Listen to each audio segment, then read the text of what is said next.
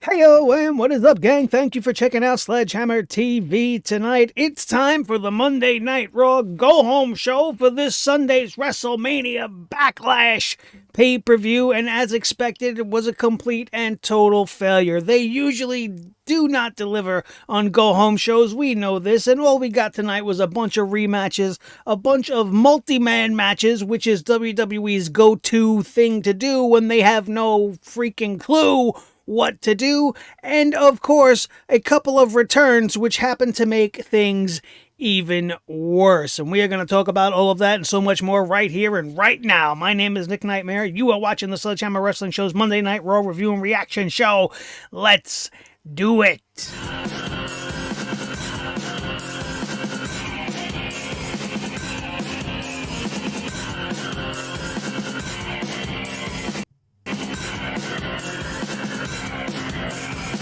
Sledgehammer Wrestling Show.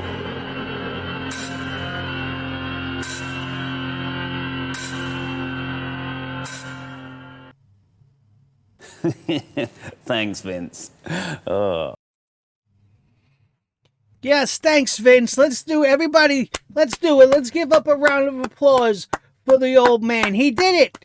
He did it. He fucking did it. He found a way to make me want to just shove this sledgehammer right into my television screen more than ever before while watching Monday Night Raw. We know that Raw has been complete and total hot garbage for the course of the last year, but you didn't have to go all the way back to the annals of 2017 and bring back one of the most dreaded competitors that my eyes have ever seen. You did it! You did it, Vince! Success! You brought back Jinder fucking Mahal. Those are the two words that I think are even worse than Constable King Dickhead Baron Corbin. Jinder friggin' Mahal. Do you remember how Jinder Mahal showed up a few years back and then they gave him every fucking championship you could possibly give him, including the WWE championship, and he made it the worst championship in the company. He made SmackDown the worst show on television. They revolved the company around him, and they think because you make him show up on a random episode of Monday Night Raw with the Singh brothers showing up all blowed up like they were injected with something. I don't know what they were doing, but they definitely grew up. They ate a lot of Wheaties or something. I don't know, these giant version of the Singh midgets. They're not midgets anymore. They're big, gigantic Singh brothers. I don't know who they are. Am I supposed to know who they are? Am I supposed to give a shit? Who the fuck are these guys? I don't know what the hell a Stanky or a Skank. What's his name? Shanky, Stanky, Spanky, whatever Spanky's name is. I don't give a shit. I don't know who this guy is. And the other guy's name is Rhea.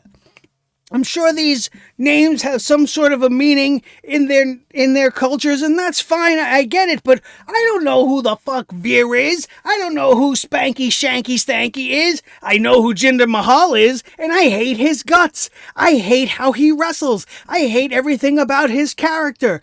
I never enjoyed the presentation the first time, and just because you gave him Spanky and Veer, I'm not going to enjoy it this time. These guys next to him have no chance just based off of the sheer fact that they are with him. I don't care. I don't care. And you know, I got to start listening to these rumors because everybody was talking about how this might be happening. And I kept saying, please, you can't possibly make this happen. It's not going to happen. It's not going to happen. Why is he going to come back? For what? They don't have shit for the people on the roster that they have right now to do. What are they going to bring up Jinder Mahal to do? To feud with Drew McIntyre because they were both in one of the worst factions of all fucking time? Why is Jinder Mahal back on Monday Night Raw? I don't think any of us will ever know the answer to that other than the fact that Vince McMahon, for some reason, likes this guy. He likes this guy. He wants to put him over. And I don't get it. I don't get it. And you would think all his time away, he would have developed his craft and made himself better. But he didn't do that. And that was obvious in the match we got tonight. He came back to Monday Night Raw to defeat Jeff Hardy, who's been missing from Monday Night Raw for a good amount of time now. We should have been talking about, hey, look, Jeff Hardy's returned to Monday Night Raw as well, but they didn't really give too much of a shit about him because he was just there to put over Jinder Mahal, and that's what they had for you tonight, which, by the way, was a rematch. This was a rematch from this past weekend's episode of Main Event. Not that I watch Main Event, because I definitely don't, but I was seeing everybody on social media talking about how this match just happened over the weekend, and of course it's just another rematch given to us by the WWE because they have no idea what to do. You know what? I don't even like this guy, and I can tell you how they could have done things better.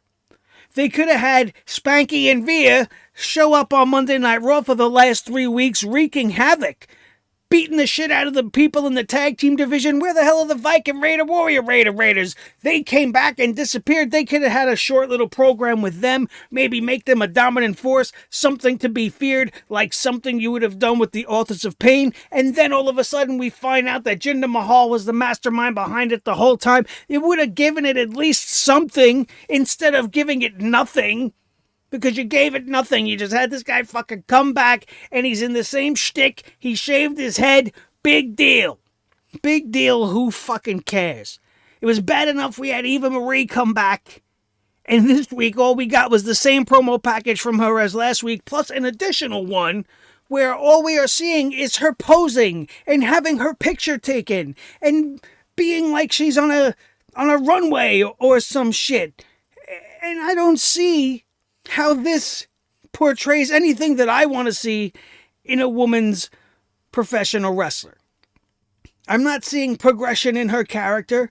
I'm not seeing any improvement in ring work. I'm not seeing any reason to put my investment in her return. And the same holds true for Jinder Mahal. Tonight, you got to see it firsthand in his match with Jeff Hardy, where absolutely nothing has changed. He's got the same finishing move. He still moves around like a giant maple tree, which means barely at all, and slow as shit. And I'm just not happy to have this as another addition to the things on Monday Night Raw that make me roll my eyes and want to hammer my head and just go to sleep.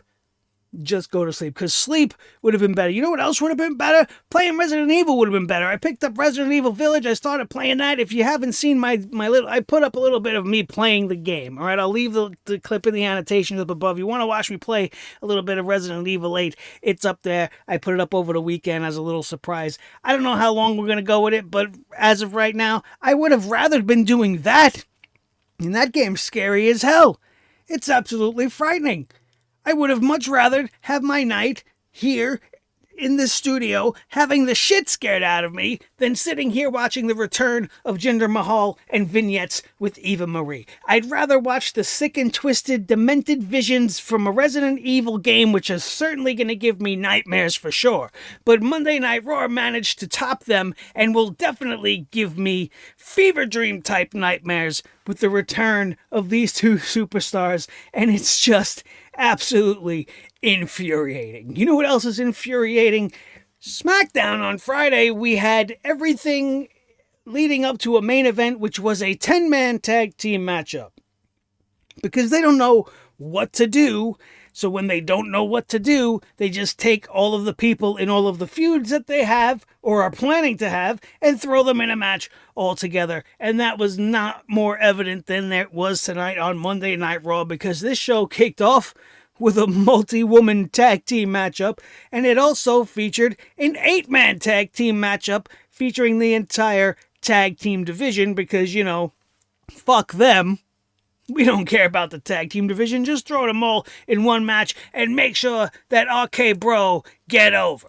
Make sure Matt Riddle continues to go to the ring and flip his little flops off so his magic fucking flying birds can come flying at the screen, and make sure he makes stupid jokes with the New Day on his scooter before he does the whole thing, and they can make jokes about the tomatoes, and then we can show Almas later on squish a tomato in his hand like that's supposed to be something fucking impressive. Who can't squish a tomato in his hand? I know a 3-year-old that can squish a tomato in his hand. All right, how is that supposed to fucking be impressive? And it's even less impressive when you really look at it and you look close and you see that the tomato they gave him was already pre-sliced. So he crushed a pre-sliced tomato. How fucking impressive is that? The man is like 9 feet tall.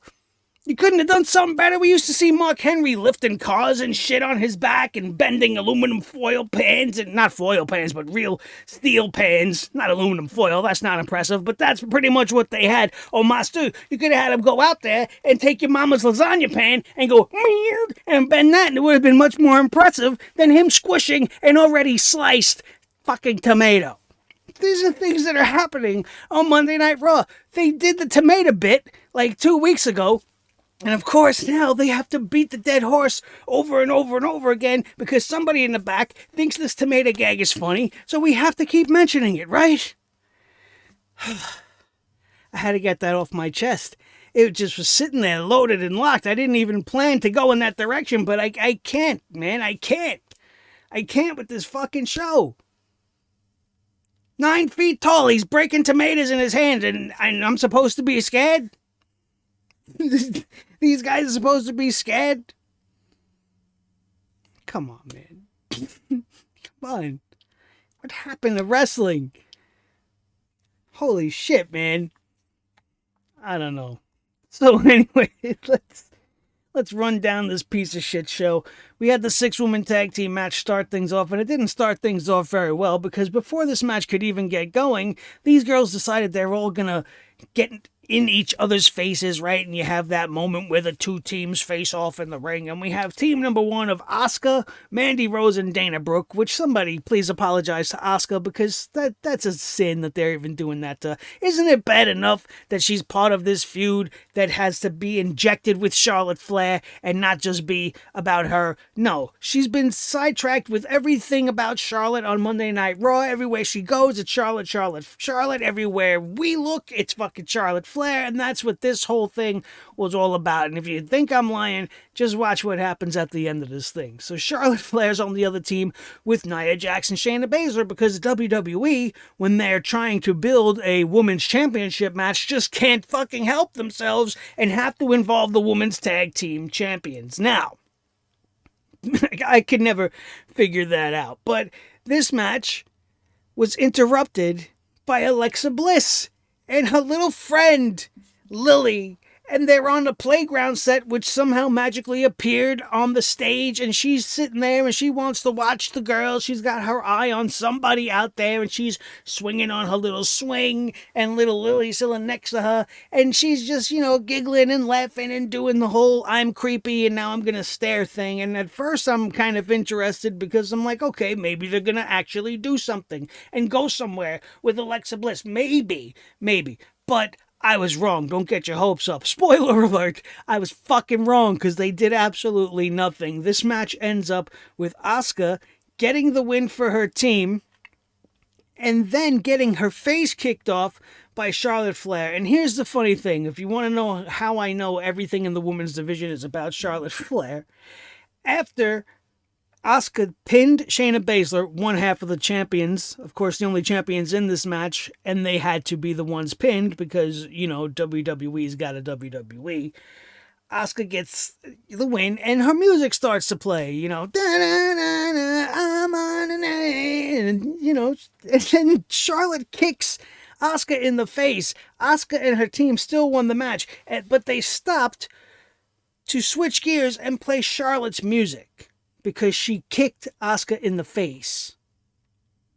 That's not really how it goes. Plus, you got Alexa sitting out there watching all of this. All of the rest of the girls are still hanging around the ring, staring at Alexa, swinging on her swing, and just laughing. And what's with the WWE just having their female heels laughing? They're doing it on SmackDown with Bayley. She has a thought. She thinks. She says a little something to Bianca Belair, and then she starts laughing hysterically like a jerk. And now you got Alexa Bliss sitting there doing the whole I am creepy laugh like a jerk, and nothing happened.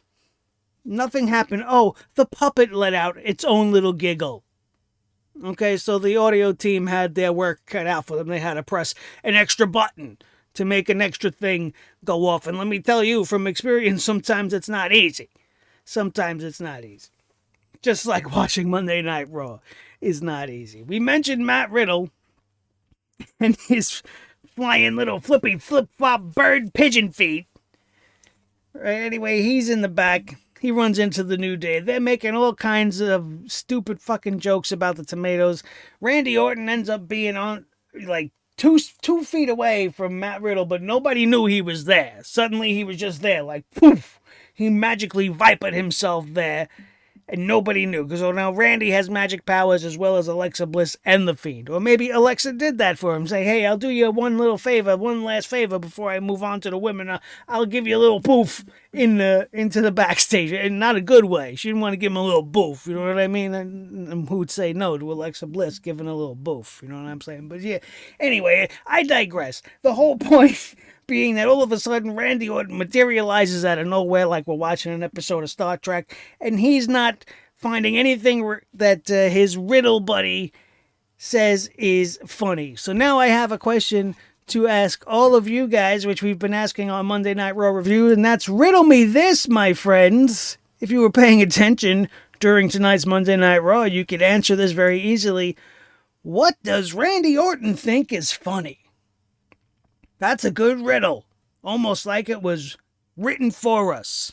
And it was also answered for us tonight on Monday Night Raw. Randy Orton thinks that kicking people in the head is funny. He thinks that lighting things on fire is funny. Killing legends is funny. And he doesn't think what Matt Riddle does is funny. And I'm on the Randy Orton side of things. Not that I think all of those horrendous, horrible things Randy does are funny, because, I don't, but because I'm not a psychopath, but I don't think that the Matt Riddle character is funny either. So I'm on Team Randy when it comes to that. Then we had a little moment where MVP approached Braun Strowman in the locker room. He's offering a little deal to Braun Strowman. He wants Braun to incapacitate Drew McIntyre to the point where he'll be removed from the match and he can have a proper one-on-one match against the almighty champion, Bobby Lashley, this Sunday. An interesting proposition, to say the least. A little predictable, but at this point, you already knew this was coming.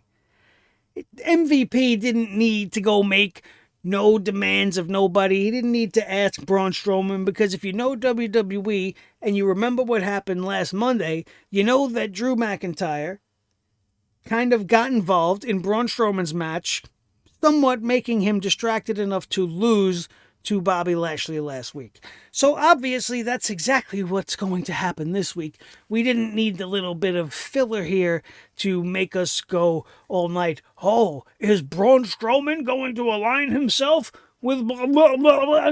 No, he's not going to align himself with anybody, but that doesn't mean he's not going to take out his challenger or even the champion before the night is through. But what I could tell you is I could care less. I could care less. Braun Strowman's involvement in the world title situation means nothing to me. They could tell as much story as they want to tell here. It's not entertaining. It's not appealing. All three of these characters right now are becoming just stale to me. Even Bobby Lashley, they're not doing his title reign justice. He's just having the same matches over and over again. Hopefully after this Sunday it'll come to an end. But I don't see that happening at all. They announced that on Sunday we're going to have Damien Priest versus The Miz at Backlash, because, we've seen that 6 or 7 times already. So why not do it again? I don't care. I want to like Damien Priest, but as long as he's been on the main roster, he's been feuding with The Miz and or John Morrison in one way or another, with the involvement of Bad Bunny at WrestleMania being the high point. Now we're coming back down off of that, which I thought was going to be the end of everything, but we're still having the same interactions and the same shit going on here. But this is going to be a rematch tonight, because John Morrison says he would have beaten Damien Priest, because they were all in the back talking to Adam Pearce, who's not the manager of the show, but is definitely the manager, even though he's not the manager of the show. And he ends up in a situation, John Morrison put his foot in his mouth and ends up getting The Miz into a sticky situation, I guess you want to call it. He ends up having the stipulation of the match that The Miz is going to have on Sunday be up for grabs in his singles match tonight against Damien Priest. So if Damien Priest wins, he gets to pick what match they get to have on Sunday. And let me tell you, the anticipation is killing me, and it's certainly going to be worth the wait when I tell you what it is when we get to that part of this review. I promise that you won't be disappointed. You then had Jinder Mahal cut his little promo. He said he was happy to be back, but he's not coming back alone. He's got Spanky and Rhea on his side. And that was as much of an introduction to the gentleman as we got. He then went out, had his match, beat Jeff Hardy in way under 5 minutes, and that was that. Great.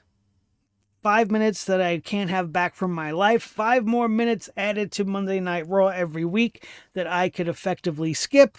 So let's just move on. Speaking of skipping things, Charlotte Flair was back on the screen again. They had to show her having a secret meeting with Sonya Deville. We couldn't hear any audio, of course, but, we had to show it because Charlotte, Then we had Elias and Jackson Riker in the back. This is where we got to see them with the tomatoes. They keep calling them rotten tomatoes, but there's two things about those tomatoes. One, they were not rotten, and two, it is not impressive to squish a tomato.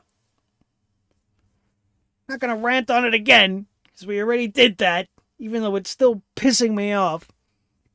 Anyway, AJ Styles and Omos come in the back. They want Elias and Jackson Riker to take things a little bit more seriously, which is what made Omos crush the tomato. He doesn't want to hear any of Elias's songs, and he wants everybody to be on the same page, and he wants them to focus and work as a team and win this matchup tonight.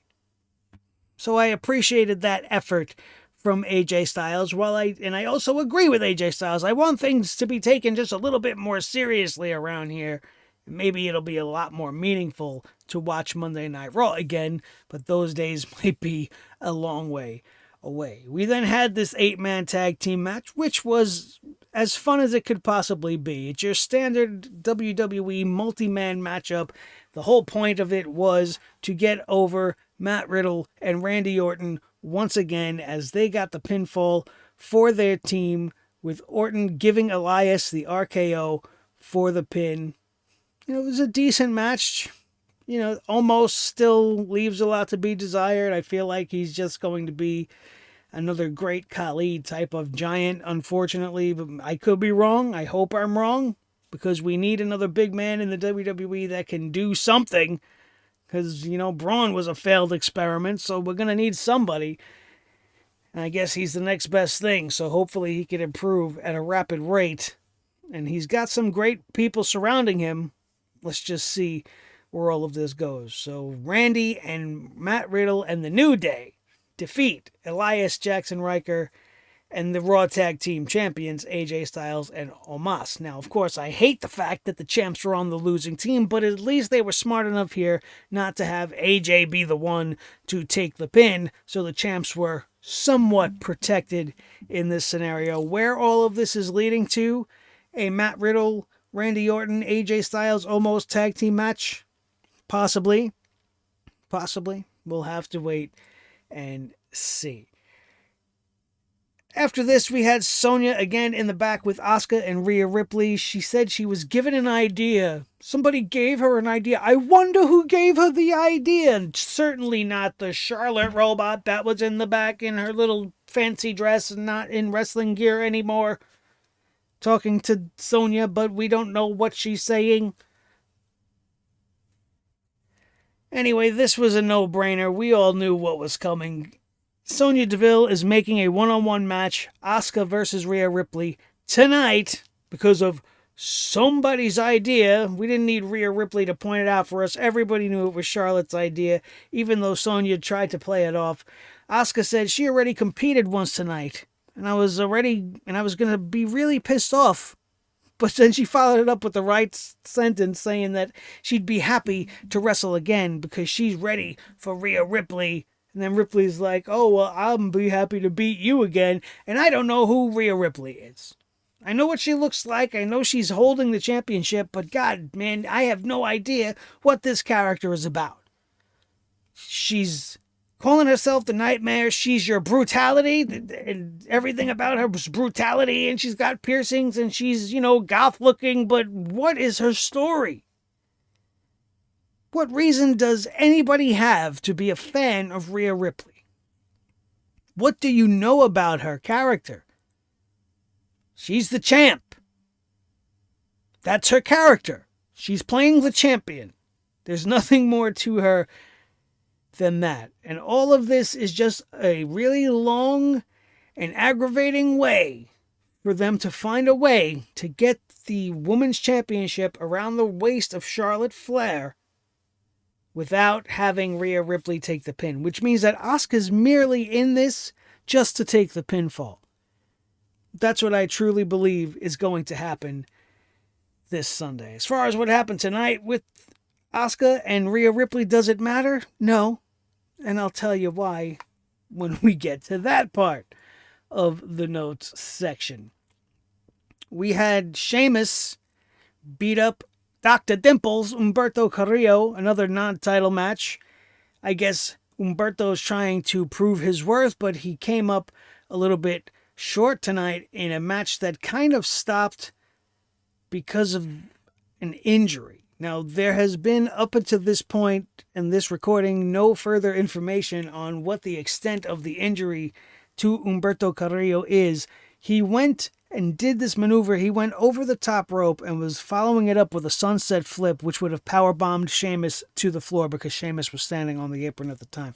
But as he grabbed Sheamus and they were coming down, he didn't rotate his body enough, and Sheamus landed right on top of him, all his body weight coming down on top of Humberto onto the cement on the outside of the ring, and Humberto could not move. He seemingly could not move. The referee came over and checked him out, and then shortly after that, he stopped the match, giving the win to Sheamus here. Now, I don't know if this was the planned route. I don't know if there was supposed to be a spot for Mansoor to come out and get involved. Remember that guy that debuted last week that has nothing to do with anything now, apparently? Why wasn't he made to be involved with the whole gender thing? You know what? Never mind. That would have just killed Mansoor's career anyway, even though it would have made total sense. But let's move on. Anyway, hopefully Humberto Carrillo is okay. We wish him well and a speedy recovery. I have nothing more to say other than that. Sheamus was announced as the winner. We then went to commercial and came back to a video package from the Loser House Party, who want to tell everybody that they're lucha lit. And this is not a phrase that I've ever heard of. I live in New York City. I hear a lot of the hip lingo. I know what's going on.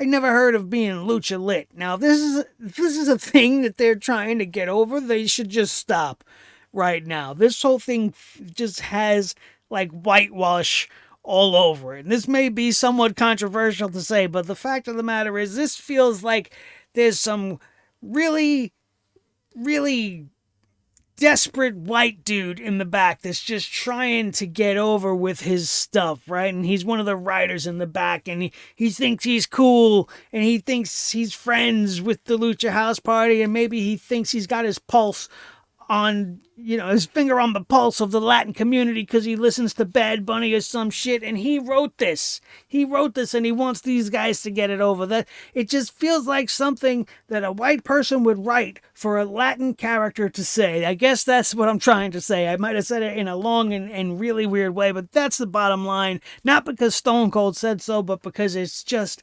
so... It was like icky, man. Like, first of all, they're talking to us like we don't know who they are. They're like, oh, with this, I'm Grand Metalik, and I'm, Lindsay Dorado, and you may think you know us, but you don't know us. And then they go on to tell us absolutely nothing. They got suits on with their mask, and I guess maybe they're going for a more serious route, but then they want to tell us that, we're lucha lit. And I'm like, what? What is lucha lit? Stop. That's just as bad as the pointy lucha thing. The lucha. No, stop. Just be the Lucha House Party. Be Grand Metalik. Be Lindsay Dorado. You don't gotta be lucha nothing. Just go out there and win a match. Then be lucha whatever you want, but don't be lucha lit, because that's not a thing. And it sounds terrible. It's fucking awful. I can see next week already they're going to have, in maybe like comic book letters, just lucha lit with the exclamation point. And that's going to be the genius of the WWE merchandising staff. It's going to be lucha lit shirts everywhere. Lucha lit, lucha lit. And who's going to buy them?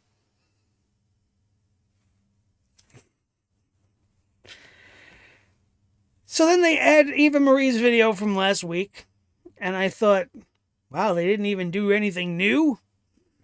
But lucky me, there would be more. They did that to fool us. They did that to troll us. And they're like, you think you've seen the last of her tonight? You want to see them take more pictures of her? We're going to show you. We're going to show you. And they would show us, unfortunately. Shelton Benjamin defeated Cedric Alexander in a little bit of a grudge match tonight. This match just didn't have enough time. This match, I don't even think, went 5 minutes long. It was a very good match where Cedric Alexander was screaming his face off in the face of Shelton Benjamin. I thought he was doing a very good job playing the heel. I was very much enjoying this matchup.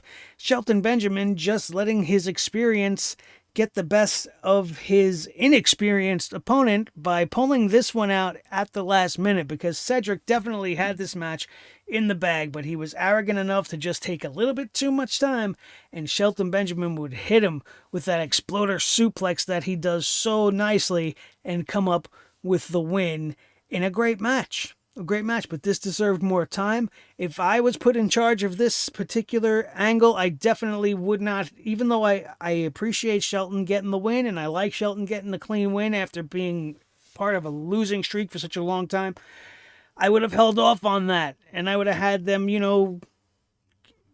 do something where they just got out of control and didn't listen to the referee, and maybe the ref had to, call the match. You know how they do that, or they have that brawl that people have to come out and pull apart and whatever, and just give this a little bit more intensity, because it's very personal, right? So before you come to some sort of a conclusion or some sort of a winner of this match, you want to build as much heat to it as possible. But that's just me. I would have taken my time. I would have done a couple of more things over the course of a couple of more weeks, maybe building up to the pay-per-view where one of these guys will eventually get the win, and maybe simultaneously have these guys beat other people. You got so many people on the roster you're not using. Why can't we get Cedric versus a Ricochet or somebody like that and have Cedric be built up? Or see Shelton Benjamin take on some of the younger talent, put himself over side by side. These are just simple wrestling things that should be being done that aren't. But I enjoyed this match, what little there was of it. I hope for more stuff like this. But we needed to have time to go to the back and see Angel Garza, because they wanted to talk about Angel Garza sticking a rose up the ass of Drew Gulak. Hi, I left a rosebud in there for you. I didn't care about it last week. I don't care about it this week. Apparently, this rose up the ass issue has gotten Drew Gulak all pissed off. Why wouldn't it? Who wouldn't be mad? So now this guy's mad that he was disrespected on national TV. He was embarrassed on national TV. And Angel Garza's like, well, I don't care. Next time, I'll shove this down your throat. And I'm thinking, we did something backwards here. If somebody said they were going to shove a rose down your throat, obviously you wouldn't want that. But it's certainly, given the other option that you have, I'm going to shove this rose down your throat, or I'm going to shove this rose up your ass. You choose. Now, taking point, this guy's already had a rose shoved up his ass. If he threatened to shove the rose down his throat, I would just be like, who gives a shit? How much worse could it be? I'll just bite your fingers off, bro. I don't care. Shove the rose down my throat. I just had a rose up my ass last week. I have to say these words. This whole bit, this whole segment of this show exists courtesy of WWE's creative, because this is the kind of shit that these idiots write. I had a rose up my ass last week is a sentence that Drew Gulak can actually say on tonight's episode of Monday Night Raw. So naturally, I have to report it to you. The first 2 hours of this show felt like they took all night long, and then we still had a third hour to go. And in this third hour, they added a little bit more Charlotte because, twice on the show is never enough to feature Charlotte Flair. And of course, we can't have her not be part of the Rhea Ripley Asuka match now, can we? First of all, this match shouldn't be happening because neither of these women should be losing a few days out before a pay-per-view, regardless of what shenanigans you want to pull. This match started off with just Rhea and Asuka in typical form, and then there was all of a sudden the music from the Demons of Hell. Bow, bow, bow, boredom! And then Charlotte Flair comes out.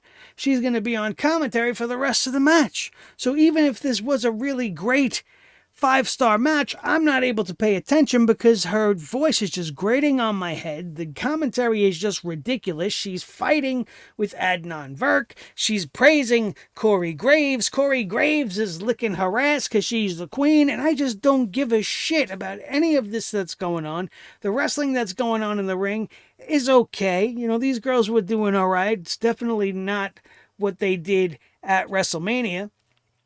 But instead of doing the traditional DQ win or something like that, we had Charlotte get involved to the point where she was a distraction to Rhea Ripley, but it didn't really pay off because Rhea Ripley gets back into the ring because she decided to confront Charlotte Flair. And then she came back in to the ring and gave Asuka the Riptide for the win. She pinned Asuka clean. Just like that. And Charlotte's standing there applauding, so proud of Rhea as she posed with the belt. And I don't care. Really, really don't care. Just like I don't really care about Damien Priest defeating John Morrison for the 100th time. Now, once again, we mentioned this on last week's review. They seem to really be going with a breakup angle for Miz and Morrison. And while I am in favor of that because I'm tired of them being together, I'm afraid of the dynamic that they're going to do once they're apart. John Morrison could be a little bit cringy if he's a babyface. The same can be said for The Miz, but one of them has to do it. Who would you prefer would be the babyface in the scenario if The Miz and Morrison break up, which seems to be the path that we're on. And if they've obviously started it. If they continue it correctly, they could pull this off, make this one of the hottest angles of the summer, and culminate it at SummerSlam in something big. I don't have faith in them to do that. This is Raw we are talking about after all, but I'm mildly interested in that over everything else. And if that can be the catalyst to get Damien Priest away from them as well, so we could see him do some different things and fight some different names on the roster, that would be great as well. So the only good thing about this match is that it shows more of the miscommunication between The Miz and Morrison. Damien Priest got the win, which he should be getting because he's the big up-and-coming star. He's the one we're trying to build. Morrison and Miz already well established. And at the same time, still, that dissension is now there. Damien Priest, after the match, The Miz ran off before he could really get his hands on him, so he decided to give John Morrison a second hit the lights after the match, so he suffered even further while The Miz ran away like a chicken shit coward. And I think it's pretty effective. And I'm just looking forward to this being the end of this story come this Sunday. And by the time we roll around to next Monday, Damien Priest better be on some different road, and Miz and Morrison maybe on a collision course, which we could end at SummerSlam. And I'd be all for that. McIntyre and Bobby Lashley were both shown warming up in the back. Strowman went up to Bobby Lashley before they went to break. But again, nothing was said, so who gives a shit? We all already know what's going to happen in the main event tonight. Then the new Eva Marie video popped up. She says, oh, people see me as a supermodel, but I see myself as a super role model. What? What? First of all, the hilarity of that first sentence being played during a vignette where she's standing there being treated like a supermodel, having her picture taken against a backdrop, posing, lights everywhere, all this bullshit, right? But she's not a supermodel. She's a super role model. To who? To who? What kind of pathetic little girls or young women or older women are looking up to Eva Marie as a source of inspiration? It's as bad as looking to a Kardashian as a source of inspiration. Sure, they got a lot of money, and sure, they're infamous because of their what? Because of their name? I still don't even know why any of them are famous, but that's where the kind of vibes I get from Eva Marie. You're not in this to be a wrestler. You're in this to be famous. I don't care. I don't care. She don't have a chance. She don't have a chance. If you're looking up to a person like Eva Marie for inspiration, you're looking up the wrong tree. Right? Sure, she's beautiful, but she changed her face. She's not even the person that she used to be. So when if she starts coming out being all proud of her appearance and proud of her body and all this shit, like, no, you paid for all of that. You can't be a spokesperson for that. That whole love yourself thing means you have to actually love yourself. Doesn't it? I don't know where they're going with it. It seems like they're kind of pushing her as a babyface. I certainly don't want her on the show at all. So, I mean, it doesn't really matter what her alignment is, but babyface, you're going to get away with that up until you have a live crowd, and then it's over. So have fun with your little experiment. Then we go to the back where Damien Priest decides to tell Adam Pearce the stipulation that he wants for the match with The Miz. Now, he wants a match where The Miz couldn't run, right? So automatically you would think that he would go for like a steel cage match if that's one of the things you don't want. You don't want the guy to be able to escape. Maybe it's a steel cage match. Maybe he's going to ask for a last man standing, a falls count anywhere. Maybe a Hell in a Cell match. Why not go all in? What the fuck, right? But no. Any of those decisions were not on the table because Damien Priest told Adam Pearce he wanted a lumberjack match. And he wanted him to get wrestlers from Raw, get wrestlers from SmackDown. He wanted him to get aliens. He wanted him to get zombies. She actually said this. I'm not just being funny. This is what Adam Pearce heard Damien Priest say. He wants all of these things around so that The Miz can't escape. And of course, Adam Pearce agreed. So now we have probably every wrestling fan's least favorite type of match coming at us. But hopefully, like I said, it's the end of the line for the whole Miz Morrison / Damien Priest feud. And if they're going to go out, they're certainly not going out with a bang, because a ladder match isn't going to do very much of that. It's going to be boring and, maybe mediocre at best. But I'm not looking forward to it. They then ran down the entire Backlash card, but we're not even going to bother doing that until we get around to Friday, because I'm sure changes will be made when you're talking about the WWE, because nothing sticks as of late.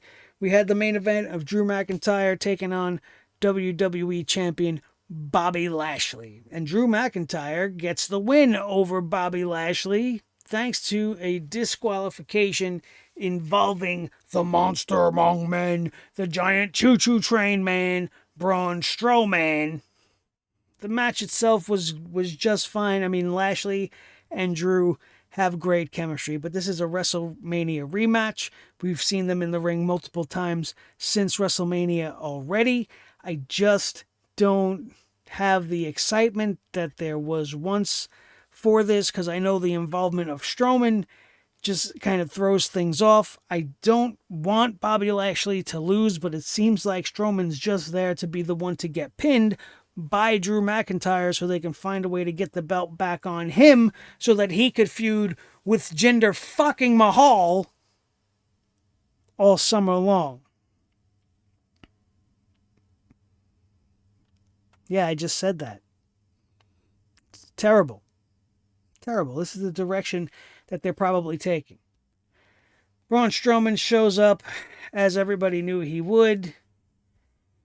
He decides to attack everybody. He hits Drew McIntyre with the running power slam. He then went to Bobby Lashley, who was down on his back at the time. He helped him up to his feet and then laid him out with a power slam. He then gave McIntyre another power slam and then gave Lashley a power slam through the barricade on the outside. And then Strowman gave another power slam to Drew McIntyre. And that was the end of the show. And this was just your typical shit from Monday Night Raw. What did you think was going to happen? You got Drew McIntyre and Bobby Lashley going one-on-one in the main event. Neither of these guys can lose. What else was going to happen? A disqualification victory. Somehow you knew Braun Strowman was going to get involved. It's exactly what they did last week, only in reverse. There was no other way to go. And now we have to go to the main event of WrestleMania Backlash, which is going to be Bobby Lashley versus Braun Strowman, who he's already beaten, versus Drew McIntyre, who he has also already beaten, and only won this week via disqualification. So really, neither of these men have a valid claim to the championship. Once Braun Strowman lost to Bobby Lashley, he should have been taken out of the equation. I don't know. I'm just not interested. And there's way too much Charlotte on this show. Way too many multi-person tag team matches. Way too much bullshit with the commentary team. It's terrible. This Adnan Virk guy, he's terrible. And they don't have the chemistry. He just likes to scream a lot. He's doing a lot of oh and oh my God and wow. And that's not the sign of a true commentator that works at their skill and their craft. This is not reacting to baseball. This is reacting to pro wrestling. And I know you might want to jump back and be like, oh, but this is your job. Be a professional. Say some words. Don't just make sounds. Because, I could do that myself at home. And I would do it better than you. I'll tell you that much. It's just the whole presentation of Raw continues to get worse and worse by the week. It really drains me to even watch the show. Well, then why do you do it then? Well, I do it so that I can sit here and have these shows. If I didn't sit and watch Monday Night Raw tonight, I wouldn't have had that rant for you guys to enjoy at the beginning of this show. And at the end of the day, all I want to do is have fun and talk about wrestling. And if the wrestling's going to suck, then we're going to have fun talking about it. And that's what we're all about here at Sledgehammer TV. And the Sledgehammer Wrestling Show is more than happy to entertain you on a Monday night when the WWE fails to do so. That is your review for this week's Monday Night Raw, the Go Home Show for Backtrash, the follow-up show to the worst WrestleMania. Well, no, night 1 was pretty good, night 2 was lame, but the WrestleMania follow-up, ever since WrestleMania, things have just gotten more and more in the toilet. Some of the worst shit I've ever seen. And they're bringing back people that I don't want to see, that I was happy to see leave in the first place. You're letting go of guys like Samoa Joe, but you're bringing back a Jinder Mahal. I don't want to live in that world. I really don't. But unfortunately, we do. Thank you guys so much for tuning in once again. My name is Nick Nightmare. This is the team, Thor the Sledgehammer, the official Sledgehammer of the Sledgehammer Wrestling Show. His tag team partner, the World Heavyweight Champion of all the microphones in all the world, Mr. Blue, the Snowball, the most important member of the team, as always, each and every one of you. If you are not already subscribed and are a member of Sledge Nation as one of my loyal Sledgeheads, now would be the time for you to hit that subscribe button. And now would also be the time that I would like to ask all of you guys to hit that like button if you enjoyed yourself today, if you had a good time, if I made you laugh, if I made you cry, if I made you understand why this Go Home Show was a piece of flaming dog turd, courtesy of Jinder Mahal. hit that like button because it really helps us out here at the channel. Share this video with each and every one of your wrestling buddies all over the wrestling world, especially if they need someplace to go to vent out their wrestling frustrations. We are always accepting new members, and it starts with you. So make sure you're subscribed and notified so you don't miss anything that we drop on this channel, just like we dropped by surprise the Resident Evil playthrough. I played through about the first 40 minutes of this game. I decided to play until I died only, and that took about 40 minutes for this game to kill me. I don't even think I made it to the title screen, you know, after you do the first opening scene and then you get the title of the game. I don't know. All I know is I got my ass eaten by some werewolf-looking thing, and if you want to check it out, it's up on the channel right now, as well as my review of Friday SmackDown, WrestleMania, and everything in between. You can watch us bring the hammer down on anything you want. And if you happen to watch that Resident Evil video and you enjoyed it, or if you do go to watch it and you enjoy it, please let me know in the comments either there or here so that I can continue to make more of those videos. If the response is good enough, we'll keep coming back for more. And I had a good time doing it. I wasn't my normal self because it was rather late at night and I couldn't really get into it all that much, but I'm going to get better, and I'm going to look into maybe getting on Twitch, and I don't really know much about it, so if anybody could offer up some assistance with that, I would be much appreciative of any advice any of you guys that might be on Twitch could give.